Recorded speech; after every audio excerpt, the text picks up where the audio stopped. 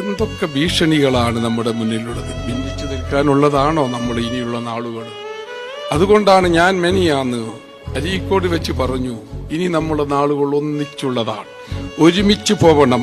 കുറേയേറെ ഭിന്നതയിൽ നിന്നിട്ട് എന്ത് കാര്യം? എല്ലാവരും, നിങ്ങളായാലും ആരും ഈ പച്ചപ്പതാക തണലുണ്ടാവും, നമുക്ക് ഒരുമിച്ച് നിൽക്കണമെന്ന് പറഞ്ഞു. ഞാൻ പ്രസംഗത്തിന്റെ മുമ്പ് എന്റെ അടുത്തിരുന്ന ബഹുമാനപ്പെട്ട പേരോട് ഉസ്താദിനോട് ഞാൻ പറഞ്ഞു, നിങ്ങളൊന്ന് അതിനു മുമ്പ് ഞാൻ ഖലീൽ ബുഖാരി തങ്ങളെ, സയ്യിദ് ഖലീൽ ബുഖാരി തങ്ങളോട് ഞാൻ ഡയാലിസ് സെന്റർ സന്ദർശിക്കാൻ പറഞ്ഞു. അദ്ദേഹം വരാമെന്ന് പറഞ്ഞിരുന്നു. പേരോട് ഉസ്താദിനോട് ഞാൻ പറഞ്ഞു, നിങ്ങളൊന്ന് വരണം. അദ്ദേഹം പറഞ്ഞു, ഞാൻ തീർച്ചയായിട്ടും ഞാനത് ആഗ്രഹിക്കും, നിങ്ങൾ എന്റെ കുറ്റ്യാടിയിലേക്ക് വരണമെന്ന് എന്നെയും വിളിച്ചു, ഞാനും വരാമെന്ന് പറഞ്ഞു. ഇനി അങ്ങനെയാണ്, ഞങ്ങൾ എല്ലായിടത്തും പരസ്പരം പോകും, അങ്ങോട്ടും ഇങ്ങോട്ടും ഒക്കെ പോവും, ആരെയും ശത്രുതയായി കാണില്ല. ഞങ്ങൾക്കെല്ലാവരും ഒന്നാണ്, ഈ പ്രസ്ഥാനത്തിനൊന്നാണ്. കേരള യാത്രക്ക് ബഹുമാനപ്പെട്ട AP ഉസ്താദിന് മുസ്ലിം ലീഗിന്റെ പച്ച പതാക പിടിച്ചുകൊണ്ടാണ് അഭിവാദ്യം അർപ്പിച്ചത്.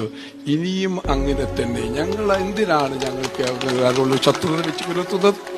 ഞങ്ങളുണ്ടാവും എന്ന് പറഞ്ഞുകൊണ്ട് തന്നെ എല്ലാവർക്കും, ഞങ്ങൾക്ക് വോട്ട് ചെയ്തവരോട്, സഹായിച്ചവരോട് നന്ദി പറഞ്ഞുകൊണ്ട് നിർത്തുന്നു. അസ്സലാമു അലൈക്കും.